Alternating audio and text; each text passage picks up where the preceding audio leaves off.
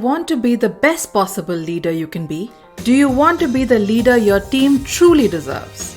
Then you are in the right place.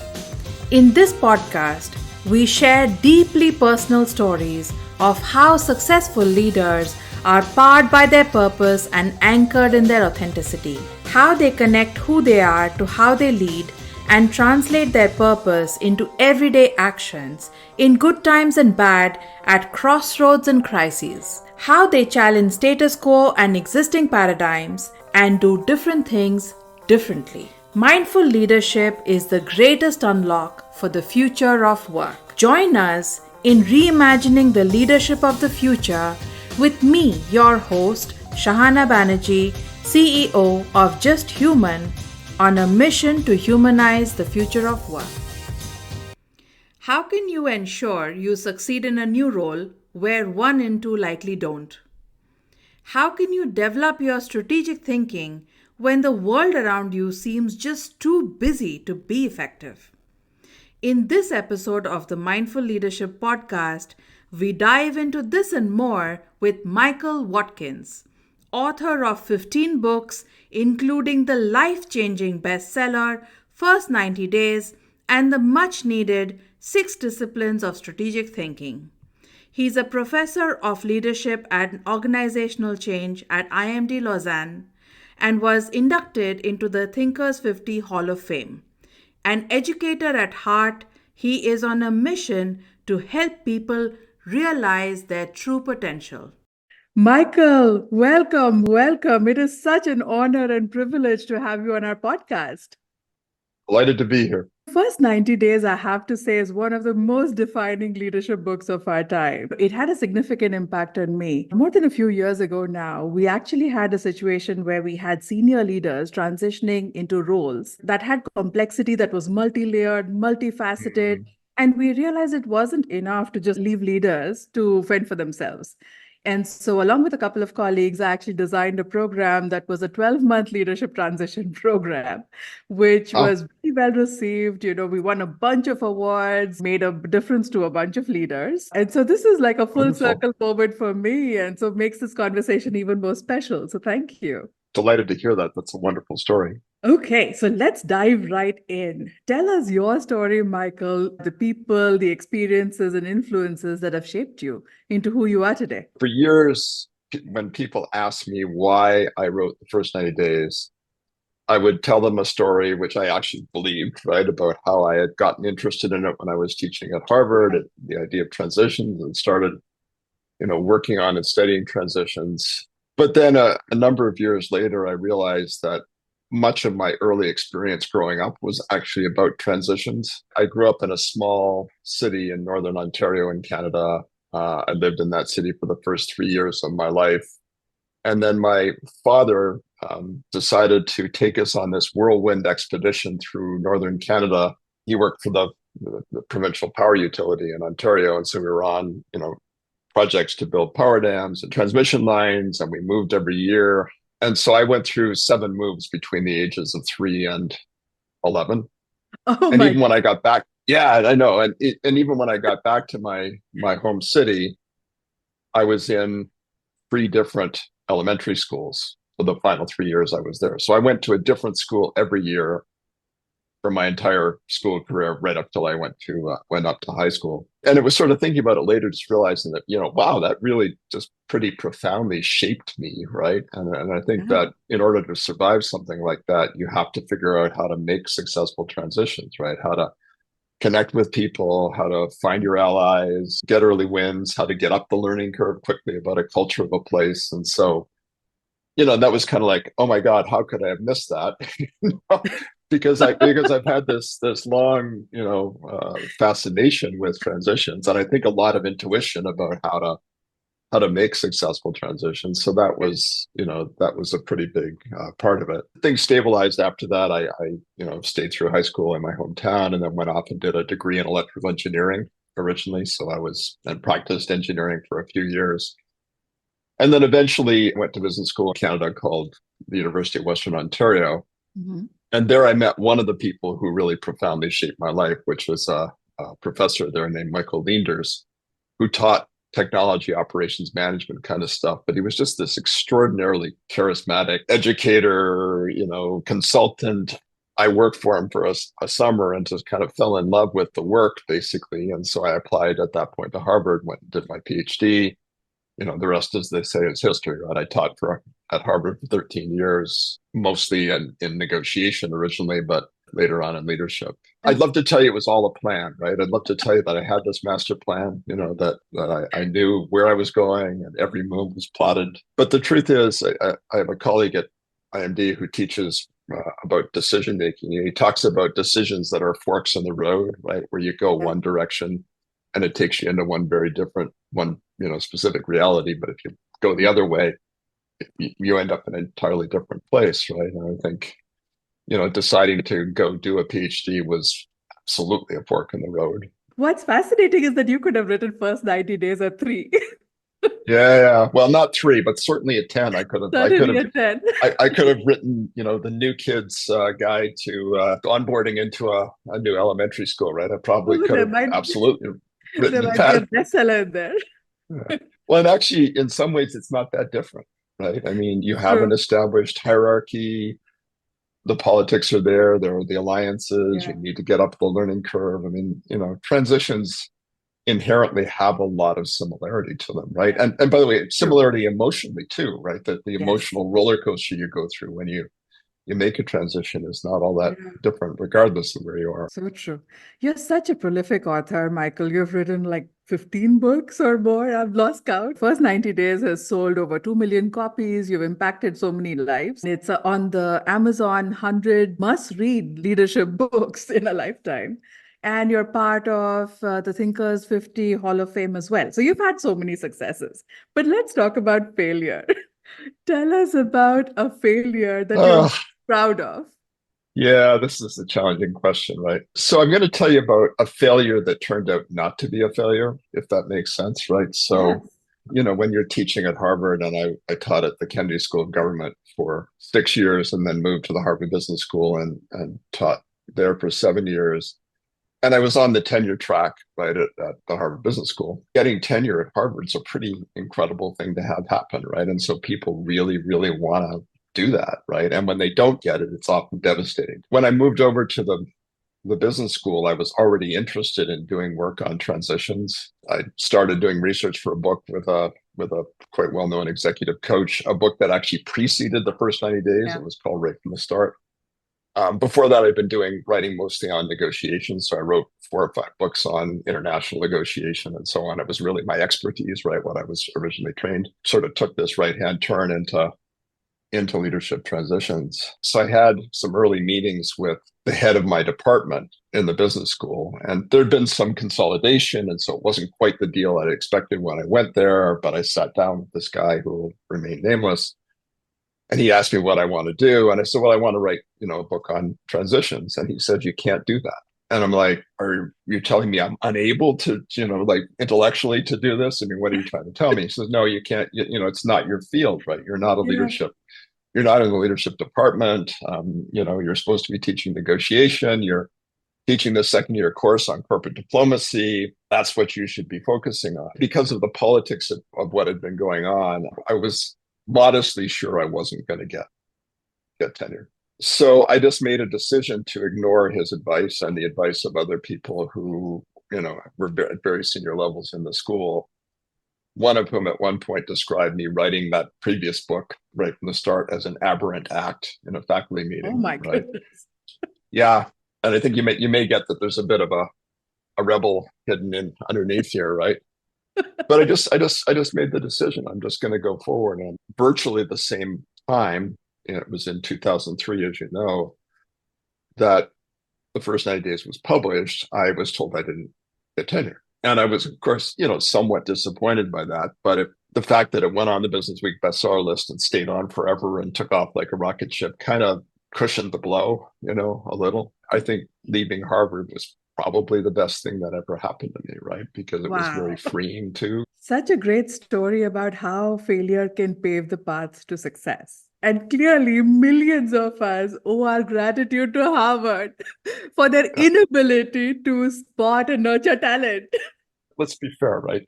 According to the criteria for what they looked for in a professor, Yeah. I probably wasn't a great match. First 90 Days, I think, is also among the best written leadership books ever You. because it is simple, it is clear, it is immensely insightful, it's tangible, and very actionable.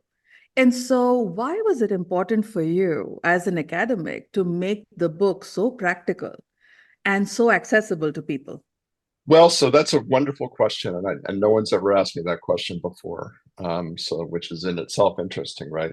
I struggled as an academic writer, right? I found academic writing really, really painful, and not just because you had to footnote things, but just really, really difficult. It never really spoke to me, right? Mm, And so I wrote articles and I wrote papers and I got published, but I didn't enjoy writing really at all. And you need to keep in mind too that I wasn't trained as a writer. I didn't do an English, major. I was an engineer, right? And I great. was grew up being really good at math and science and not particularly great at writing, right? So there was no natural inclination to write in me necessarily, right? And then I worked with this guy named Dan Champa to write the book right from the start. And when I go back and look at that book, it's kind of like a halfway station between, I'm still kind of trying to be academically respectable and a little Right. bit stilted in the language and trying to be, actionable. I left Harvard and I initially didn't take another academic position, which was also a good thing. And I focused on building up some consulting business around these ideas, right? And this was before the first 90 days was published, right? And so I was doing work, especially with Johnson and Johnson, which I know you spent some time with. Right. Was doing programs globally for them for leaders taking new roles, and I just learned a huge amount about what it really takes to make a successful leadership transition, and tried out a lot of the tools and techniques that eventually, came into the first 90 days. But when I sat down to write the book, I just started writing for the leaders I'd been talking to and coaching and working with, right? I Right. started using a you should and you might and all of a sudden just unleashed the writing beast in me, basically, right? All of a sudden writing became super easy and I could sit down and write for hours. I think I am a reasonably good writer, but the engineering training of building up frameworks that are usable, the testing of those frameworks. I mean, I still actively coach senior leaders, and why do I do that? Well, partly I just love working with senior leaders, but also it keeps me in tune with what's going on, right? And so I see new things emerging. I work on new ideas. I'm still very actively writing articles all the time at this point, right? Yeah. And, since the first 90 days was written, I've probably written hundreds of articles of varying sizes and shapes about different dimensions of transition, right? Yeah. Your leadership brand, right? And how you should think about your leadership brand when you take a new role, how you Mm. should prepare yourself to arrive well. I feel like I am able to communicate, right, in a way that people find it helpful. And that's kind of wonderful. Yeah. And this style of writing feels true to you, which is what I'm hearing you say. That's wonderful.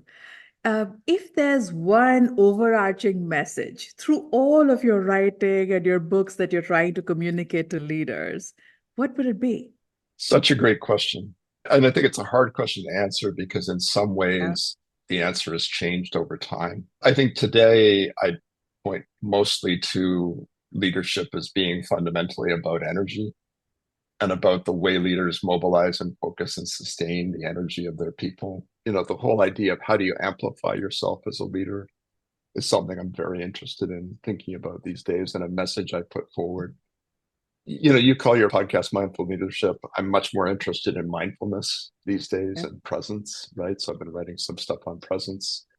I actually just completed a 4-month meditation teacher training program myself because I'm injecting more mindfulness into my own life, but also into the work we do with leaders. Yeah.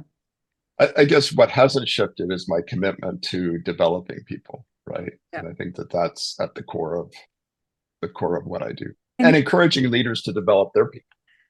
leadership transitions are challenging at the best of times. In your work, as you've worked with so many leaders, what do you think is the most common accelerator? And is there a leadership story you want to share with us on that? The most common leadership accelerator, right? The single most important one is your team. right? And so, I focus a lot of attention on how do leaders, first of all, inherit teams because they don't usually get to build them, right? They usually get to Right. inherit their predecessors.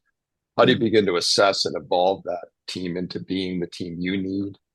How do you balance stability and change through that process? I mean, that's all pretty fascinating. So the team, probably is the single most important accelerant now. But Mm-hmm. there are others, right? There's the alliances you build that enable you to do things you couldn't do on your own, Right. right?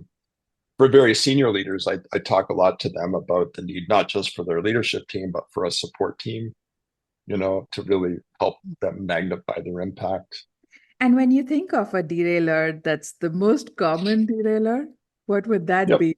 And can you think of perhaps a story of a leader who might have run up sure. against it? The very first research I did on transition was on common traps. I went Oh, out and did interviews with people, asking them about what are the most common traps that people fall into during transitions. And I did that because it had hit me that everyone was needing to learn how to make a transition from scratch, right? There wasn't much out there about how to make successful transitions.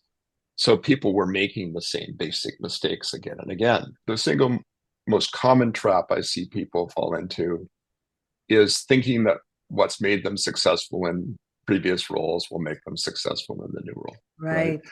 And it's a version of the comfort zone trap, but it can be quite subtle, right? It can be you just kind of gravitating towards certain things or making certain assumptions about how things work that, really don't bear scrutiny, right? Mm. But we all want to find places of comfort, especially when we're in transition. And so the tendency Right. to kind of hold on to things Mhm. is I think ever present. So when I coach people, I very explicitly focus them and talk to them about what do you need to do differently in this role than you've done in the past, right? What's it going to take for you to be great in this role? Another way I sometimes put it is, what do you love to do and are very good at doing that you need to do less of? And what are you maybe not so great at doing or not so comfortable doing or don't love doing that you need to be doing more of? Yeah. Right. The second one is I call it the action imperative, right? Which is that there's a tendency to want to prove yourself when you Right. take a new role, right? You want to show the people that whoever they They made are, the made the right decision. right choice in picking you, and you want to Yeah. make your mark, and you want to do all that stuff. And so you have to be really careful not to feel like you need to take action before you actually do on highly consequential things, right?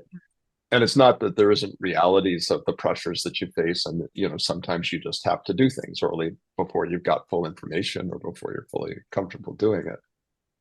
But often I see leaders who they're feeling this kind of internal pressure to take action, right? Again, if we go back to mindfulness, right? Doing and being, right? There's Mm. a tendency to want to be in the doing mode because the being Yes. mode, it just feels so uncomfortable, especially if you're an action oriented Totally. leader. Yeah.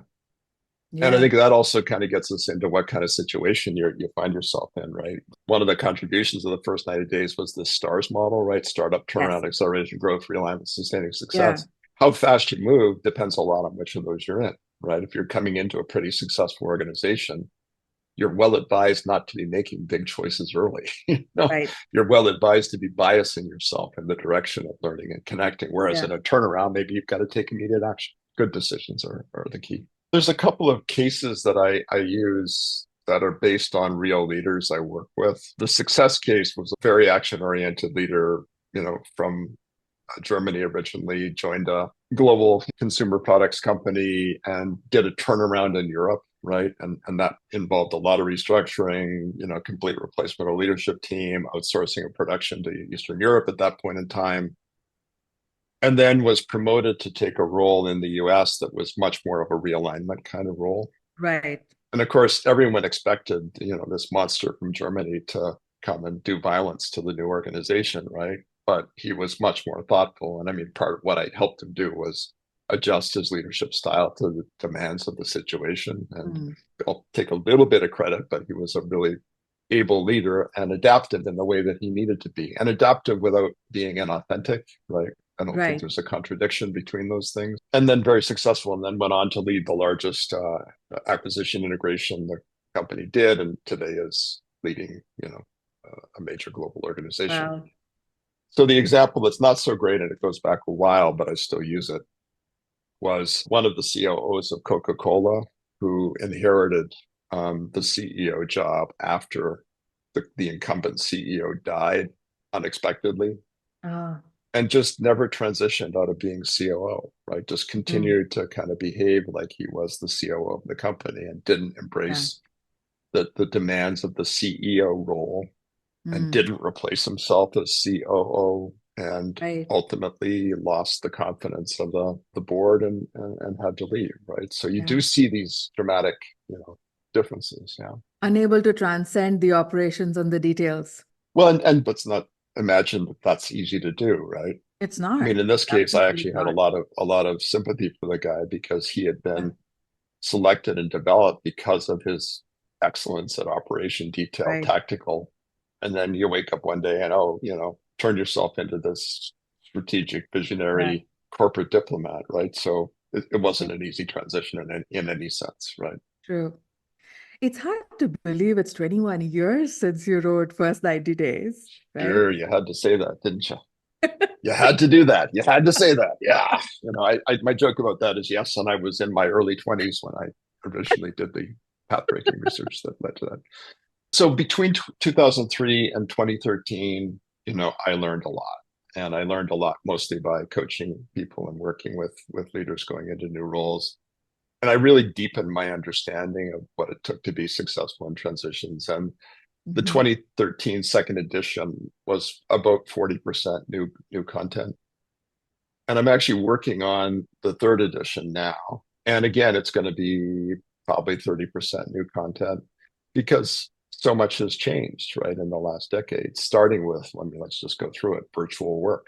And how do you transition in the context of Yeah. virtual work? I mentioned a couple of things I've written articles on relatively recently, right? Your leadership brand is a key thing. I've learned a lot about how to accelerate learning about organizations when you take a new role. So I've sort of been on this, fairly continuous learning journey about transitions that's punctuated by writing editions of the book that kind of pull it all together.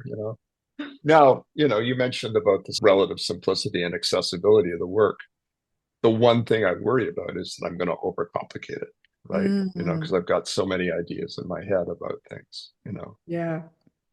But on the other hand, I really have learned a lot about how to do this, right? So I'm trying to strike that balance as I write the third edition. What's the right balance between, Yeah. the additional insight as opposed to confusing people, right? Yeah. The whole theme of energy is now going to be infused in through the book, right? Because I think of transitions Right. and leadership as building energy, building momentum, Yeah. right? The physics of leadership, amplification, those will be themes that will be there. When I wrote both the first and second edition, there was a chapter about managing yourself in the book.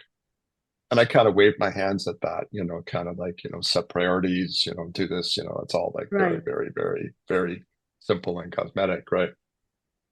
And since the second edition was written, there's been a much deeper exploration of the emotional challenges that leaders Yes. face as they go into new roles, and emotional regulation, right? How do you stay steady as you go through that? The inevitable, dealing with the inevitable frustrations, managing your own energy through Yeah. that process, helping your family deal with it. So that chapter is going to be, completely different, and I Yeah. think much more useful than what was in the original book, which was really just kind of hand waving on my part, honestly, right? I Um, love how gut-wrenching and fun it sounds to be sorting through all these ideas and figuring yeah, which one really, is absolutely essential in the new edition.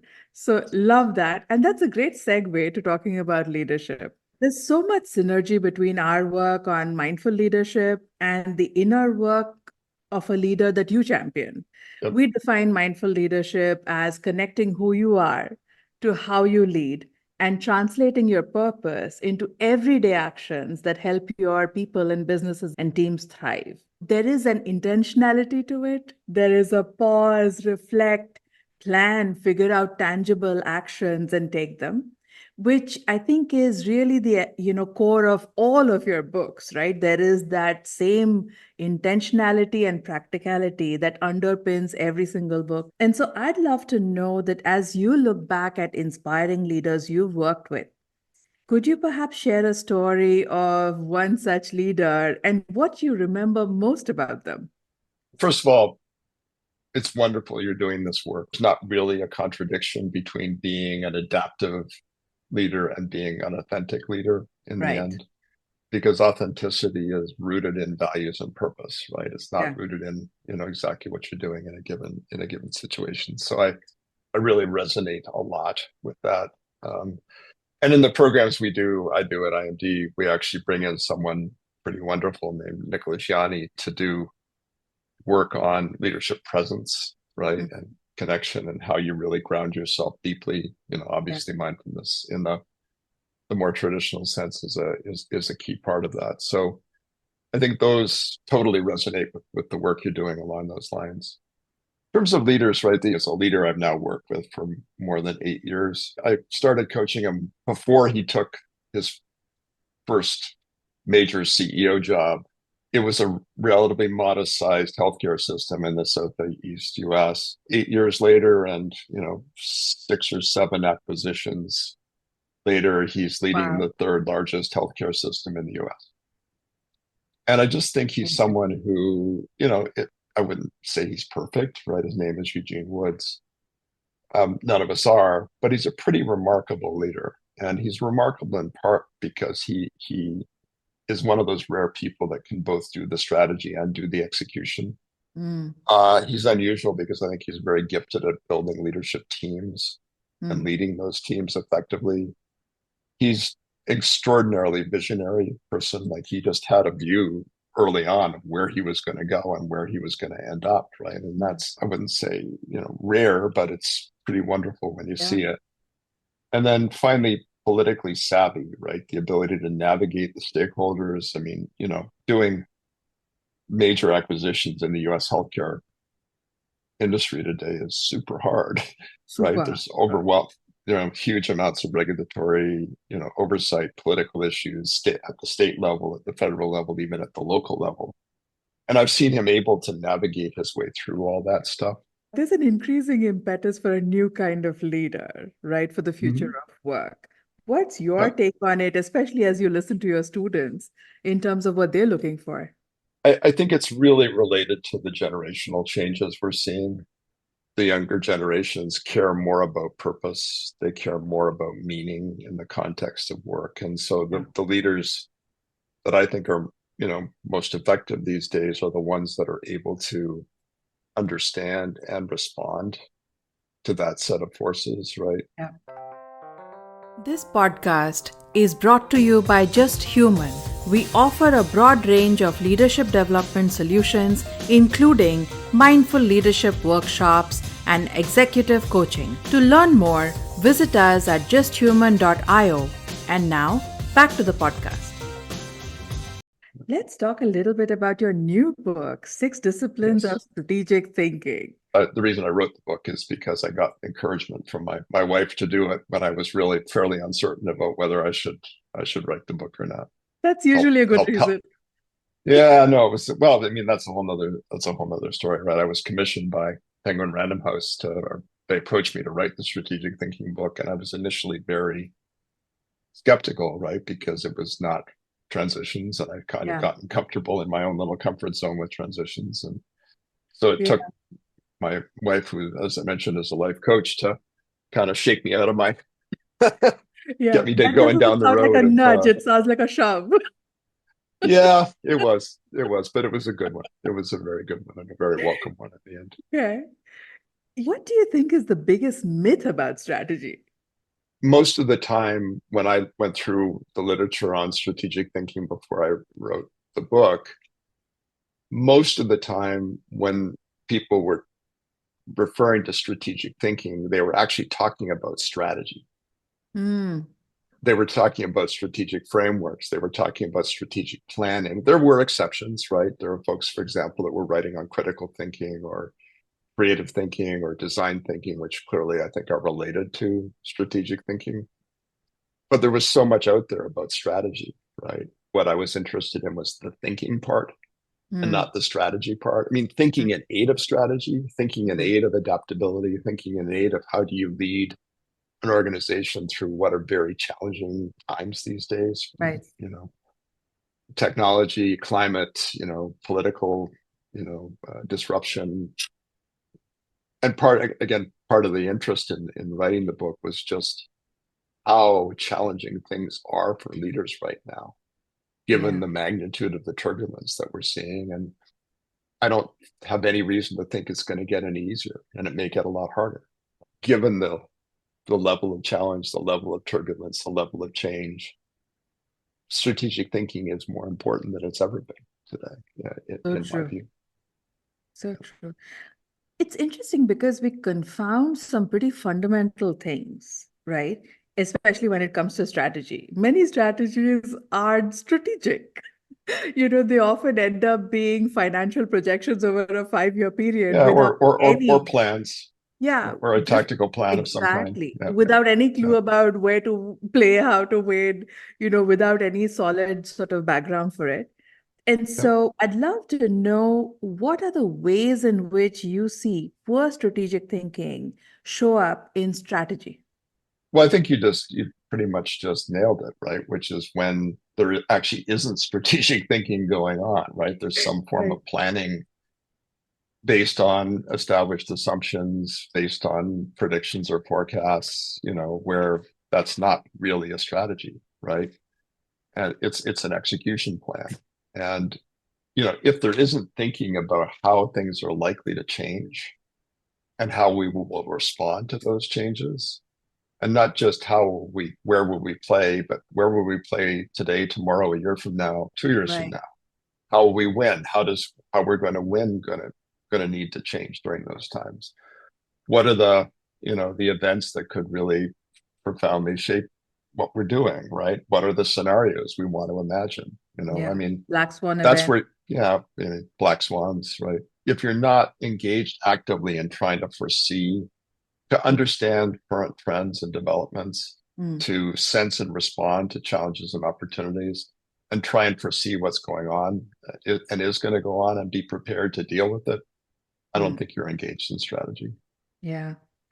I'm going to ask you a slightly cheeky question. Sure.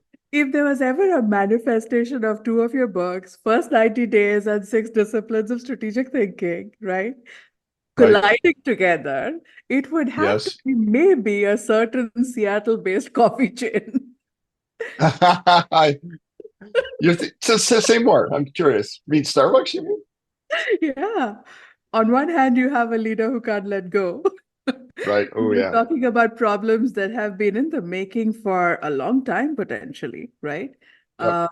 And one quarter's disastrous results makes us question the current player. What would your advice be to the two key players in this situation? So, oh my, where do we begin? Um, so I wrote an article recently that is related to what you just said, and the article's title was "Knowing Do You Know When to Quit?" Right. And it was an articulation of the many reasons why CEOs tend not to know when to quit Mm, and the damage that they do in the process and the excuses they give for why they're indispensable, yeah. right? But the realities of the underlying psychological forces that tend to drive them, we see far too many examples of this, right? Where leaders stay on beyond the point where they're truly adding value, and in fact are doing destruction to their organizations, right? It's the psychological process that goes on when CEOs decide they're indispensable or stick around and undermine their successors. Have we Mm, seen examples of that recently? Oh my, yes. And then come back and turn out to be not the wonderful saviors that they imagine yeah. themselves to be, right? And so, I mean, as someone who studies transitions, I'm also interested in the transition outward, beyond, right? The beginning to think about Yeah. how do you move beyond where you are? How do you accurately gauge whether or not you're really adding value or not? Yeah. And when is the time to let go? Yeah. I think there's some very, very deep psychology that's at play here, right? First of all, the kinds of people that become CEOs have a big will to power. They Mm-hmm. have a high need for impact and influence. They're not going to let go easily. And the very properties that made them great Yeah. CEOs or great athletes, tend to make it hard for them to know when to quit. And also, I think some of them can't imagine what to do with themselves beyond being what they are. When you think of strong strategic thinking, right, across the organization, and you've talked about this before, who comes to mind? Which organization comes to mind and why? The CEO of Microsoft, Mhm. Nadella, is that his last name? Yes. Wow. Like just wow. I mean, wow. Yeah. I mean, I think that he either got to be the luckiest guy on the planet or is an extraordinary strategic thinker and visionary for what he's done with Microsoft. Getting involved with OpenAI at the time that they did, building the platforms that they did. You just look today at the valuation of Microsoft today compared to what it was, right? He absolutely called it, right, on a lot of different levels. And I read an article about him recently just about how even today he remains utterly obsessed with the small details of how customers are responding to things, right? Mhm. And it's that kind of being tuned into what's happening that I think is amazing. Another example, Jensen Huang, the CEO of NVIDIA. Yeah. Again, I wrote a case, 6, 7 years ago about NVIDIA getting into AI chips. Mm. Talk about and architectures, right? Talk about a set of bets that just paid off beyond Yeah. anybody's wildest dreams, right? So true. I mean, they're making more money from AI than anybody is, right? It's Right. the old thing about if you're in a gold rush, the right thing to be doing is selling shovels, right? Well, they're selling the chips that make this all possible, and they're a Yes. $2 trillion valuation today. And he saw Oh my that goodness. probably close to a Absolutely decade ago. phenomenal. Yeah. Yeah. So those would be examples I would point you to. What about the reverse? One that hasn't developed strategic thinking through their organization. Industries being disrupted and the leaders of those organizations not being able to marshal their organizations to deal with the challenges, Yeah. of what's going on and ultimately failing as a result. We're seeing that a bit today in the broadband market in the US, right, where there's a lot of major disruption happening and a lot of probably, you know, or even more bankruptcies going to happen, Yeah. whereas you see other firms that are really going to do great throughout the whole Yeah. thing. So, yeah. Strategy without execution is like wishful thinking, right? But Yeah, execution without strategy is like a road to nowhere. What I right, love exactly. about your book is the fact that you've broadened the umbrella of strategy to include strategy enablers. And that Hmm. is so powerful, right? Because that's the complete package. And so I'd love to dig into a couple of those disciplines Absolutely. with you. And so the Great. first one on my mind is pattern recognition. It might be my Yep. favorite. So I'm a little partial to Yep. it. So please help us understand what pattern recognition is about and perhaps a story that showcases what good looks like. I'll back up slightly, right? So the way I think about strategic thinking, the way I've defined it, because I don't think there was a great definition of it, and that is a problem in and of itself, right? Because you Right. can't assess and develop people's strategic thinking capability if you can't really define what it is. But the definition I have of it is this set of mental disciplines that let you recognize emerging threats and opportunities, begin to prioritize the right things, and then the enablers you talked about, mobilizing your organization to actually do something about it, right? So that recognize, Right. prioritize, mobilize piece was a key sort of idea that I built. And then I started to dig into these disciplines in a bit more detail, right? Starting with the idea of pattern recognition. And, if you listen to folks like, or the work of Daniel Kahneman and others, neuroscientists, we are pattern recognition machines, right? I mean, part of what our brains do that is incredibly powerful is sort out what's important, from what's just noise. Yeah. Back when I was an electrical engineer, one of the things I was taught was signal to noise ratio, right? How do you figure out what the signal is in the midst of a noisy environment? Right. And as noise rises, that gets even more important, right? So, and understanding that, almost by our very nature, we're good at spotting patterns, right? That's built Mhm. into us. But some people seem to be a whole lot better than others. And then I think that leads you into kind of, well, what lets them do that exactly, right? Right. And that gets you then into what are the mental models that they've developed. It gets you into things like the importance of immersing yourself in a domain, but also, actively exploring the cause effects relationships within a domain. So you know that if this is happening over here, that probably means something is going to happen over there, and that may create a little feedback loop over here. And Right. that's where it's at. And then I think the other piece that I think I learned a lot about is also the downsides of the way our brains work, right? The way biases of varying Yes. kinds can lead us to make bad conclusions about what we're Yeah. seeing or see patterns where there aren't Right. patterns, right? So there's very much a downside, or Yeah. a dark side, right, to pattern Yeah. recognition. Yeah, and then maybe we'll talk about this later, but how do you build up your ability to see patterns, right? How do you Right. kind of educate your brain to Yeah. get better at making those connections, right? Often nonlinear connections between things. When we Yeah. talk about connecting the dots, that's another Yes. example, right, of Yeah. this phenomenon. Yeah. And, like you said, I think we are less objective than we think we are because we don't quite understand the influences, that impact our thinking. Yep. I'd love to know what So, good looks like for you, right? Do you yep. see an organization that is exemplary at pattern recognition potentially? So I'm working with an organization right now that I think is super good at it. They're in the sort of broadband equipment industry, and I can't be more specific about who they are. Hmm.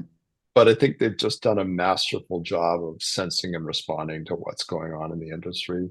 Hmm. They were also an industry disruptor, and they're kind of Wow. now just at the point where they're reaping the benefits of disrupting that Hmm. industry and actually going through a very challenging period while their competitors are thrashing. And they seem to be tuned in. And that's when I work with leadership teams around this stuff, when I'm talking to them about sensing and responding, I ask them often, how does your organization Hmm.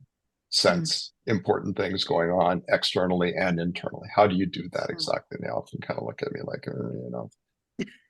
because the reality is that there's lots of different systems that do parts of those things. There's your financial system, there's your client, your customer relationship management stuff and data on your customers, there's employee Hmm. engagement. Being really systematic about distilling out the patterns that are emerging from that data and Hmm. fusing that together across the silos is pretty rare. Yeah. And this particular organization I think is actually quite good at it. Yeah. I mean, I do think technology is going to help to a degree with some of the data fusion work, but yeah. Yeah. That's such a great example. So the second one, Michael, you've talked about is systems thinking. And it's a hard choice because I Yeah. think that one may be my favorite too. So help us understand a little bit about Yeah, systems thinking and what sure. great looks like. The world is a complicated place, very complicated. Yeah. And that complexity makes it difficult to understand what's going on. And one answer to figuring out what's going on in the midst of high levels of complexity is building systems models of these phenomena that are simplified but really represent the most important dynamics accurately, right? And there's a long history of systems analysis. It goes back, gosh, pre Second World War Hmm. kind of thinking, right? And was developed, extensively since. And of course, you can look at the work of people like Peter Senge and others on, systems dynamics kind of work. So there's a long history of systems analysis. But at its core, it's can you build high fidelity, simplified models of the most important things you're dealing with, right? That Right. again let you focus on what's critical, right? Yeah. And really do a good job of being able to do that.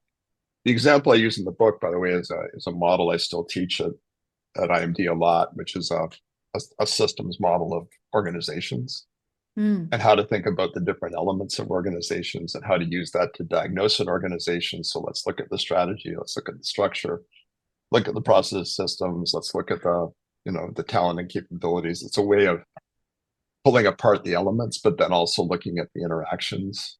And Yeah. that's And what's really, interdependencies.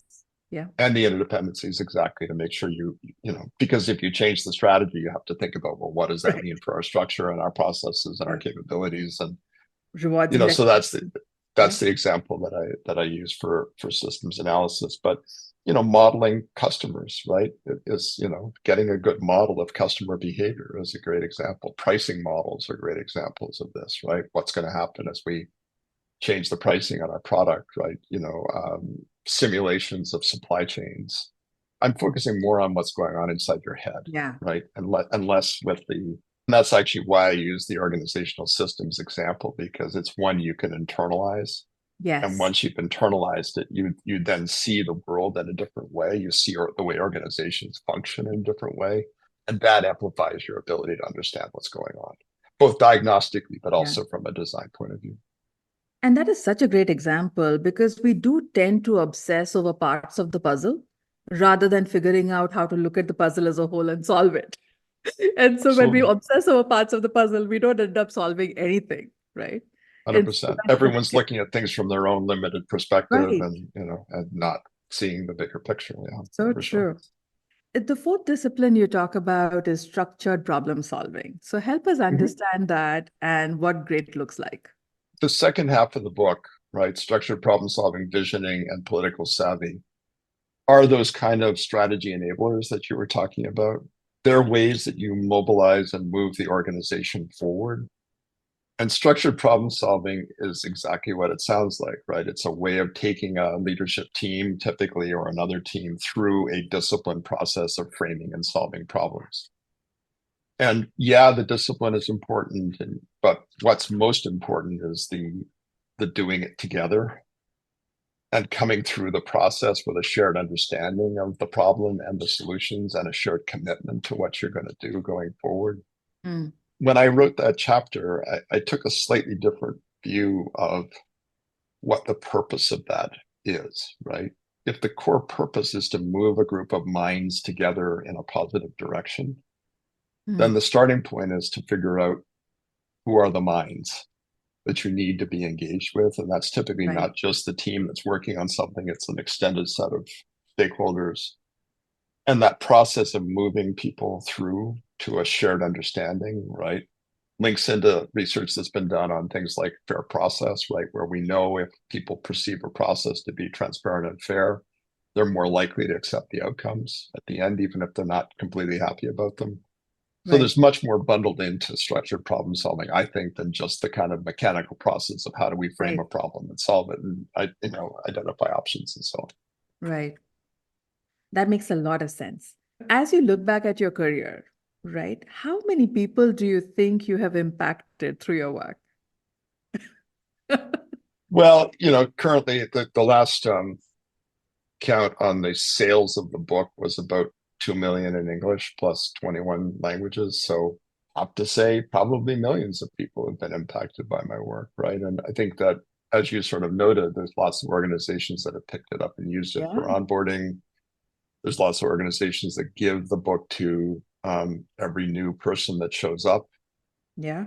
But it's weird, as I have to tell you, I haven't actually ever thought about it before. And when I say millions, I'm like, ooh, am I, do I really think that? Like, is that really? Yeah, I guess it is, right? Yeah. But it's a And not large number, forget the right? And I students you've haven't, taught.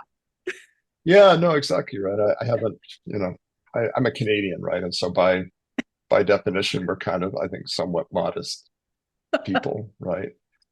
And I sometimes describe myself as the accidental guru, right? It's not like I ever planned to go and do this. But it's incredibly rewarding to have been able to do that. And I think it Yeah. gets to something that I think you mentioned earlier, right? Which is vocation and purpose, right? Yeah. I mean, I view myself at my core as an educator, right? Mhm. That's what I do. I help people develop themselves. I help them realize their potential, right? It's very deep in me. It goes back to my childhood. I started, helping teach people when I was very young. It was one of the strategies I learned about how to survive all those transitions into new schools, which is help Oh, help people, help other students be successful. Don't just be the brightest light in the class, right? There's other things. I watched my grandmother and my mother not really realize their potential, which was a frustrating thing for both of them. I think oh, there's stuff like that motivates me pretty deeply, actually. thank you for sharing that, Michael.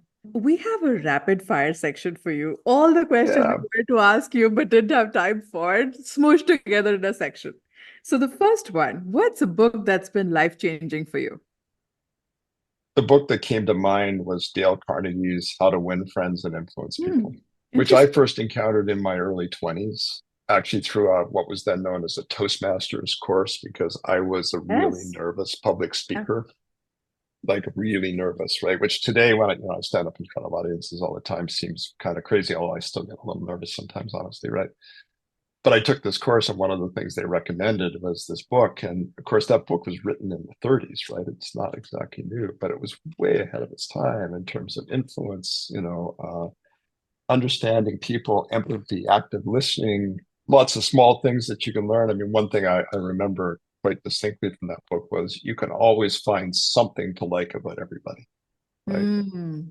And I think I sort of reflexively look for points of connection when I connect with people, right? What's the shared interests, what's the shared connection, what's something I can like about you, even if much of you I don't like that much, right? I mean, I think it's stuff like that I think it was just really powerful. And Yeah. I mean, for the first decade of my career, I did my PhD in game theory and decision theory and negotiation theory. I taught negotiation, complex negotiations, for a decade. So that whole idea of influence, was really Mm. central to Central to it. Yeah. my thinking about the world. Yeah. So that's the Yeah. one that came up. Fantastic answer. You're in a room full of skeptics who believe Yep. strategic thinking is innate, right? Either you have Yes. it or you don't. What do you say? Yep. I say I'm in a room of people who don't have much strategic thinking capability because they obviously don't understand the way the world works, right? I I mean, love it. here's the analogy I use, right? Which is it's becoming a great marathon runner, right? Mhm. There's no question that your genetic endowment matters, right? You got the right lungs, you got the right muscle tissues, you got the right frame, and so on. But if you don't train super hard, you're never going to be a world-class marathoner, no Right. matter what your endowment. And when people ask me sort of, are great strategic thinkers born or are they made? I always say yes. And I pause and people laugh like you just did, right? Because it's both. Like Great so answer. many things, so many Yeah. great human capabilities, right? I mean, endowment clearly matters, right? But so does exercise. So does the ability to train yourself to do it, the experiences you go through it, right?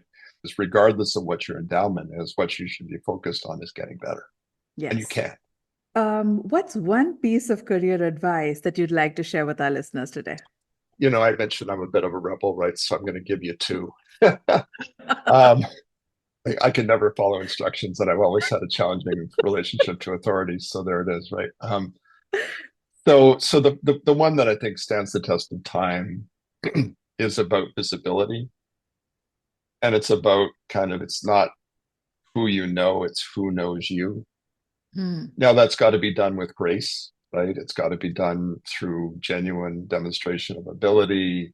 Having people see who you are and what you're capable of Yeah. is really important, right? A Yeah. colleague and I, Brenda Steinberg, and I recently wrote a article in HBR about how do you communicate like you're a strategic thinker, even if you're not currently in a position that takes strategic thinking capability, Yeah. so that you're kind of demonstrating through your Yeah. interactions with people that you have strategic thinking and Right. capability, right?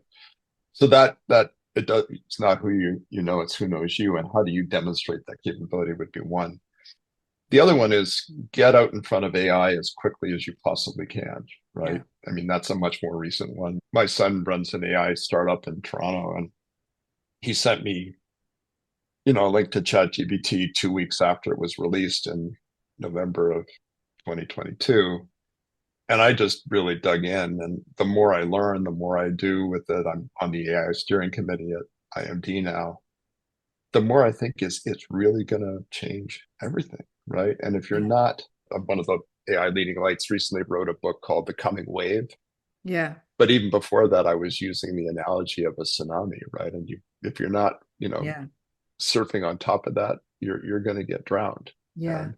And I do. I mean, I should say I worry about where this is all going to lead us. Yeah. But in the short run, I tell my children and I tell anyone who will listen, embrace this technology, right? Yeah.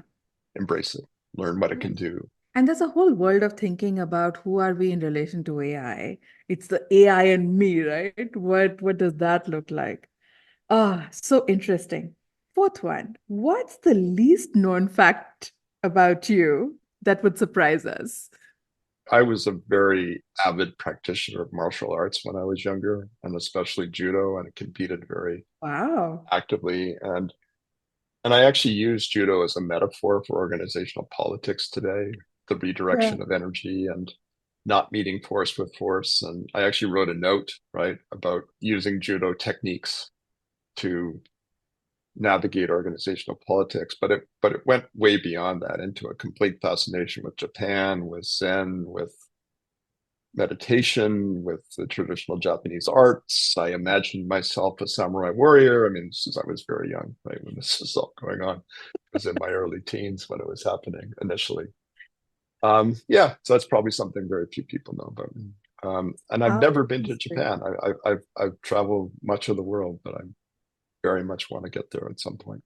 That's definitely a bucket list then. Okay, last one. What is one step forward that you'd ask everyone to try as our mindful leadership challenge of the month? Oh, wow. That's a really tough one. I guess these days I really have meditation and mindfulness literally on my mind. I just came through this experience right of for, a 4-month program where I had never really consistently meditated before. And I tried many times, right? And I was said I can't do it because my mind just goes off, Yeah. wherever, right? And I learned one of the things I learned in that program was that that's of the nature of the mind, right? Your mind's going to do Yeah. that. And the key is always to just keep bringing it back, right? And maybe one of the most powerful things I learned from that program was the power of beginning again without Mm, judgment, right?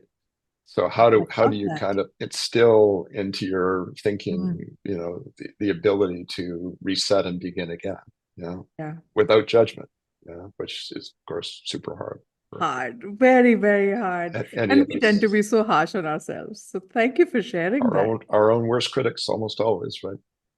Yeah, Michael, truly a joy to have you on our podcast. Thank you so much for sharing it's a your pleasure. wisdom with our listeners today. I really enjoyed the conversation too, and thank you. Thank you. Thank you for joining us. We'd love to hear from you. Please rate, review, and subscribe to the Mindful Leadership Podcast brought to you by Just Human.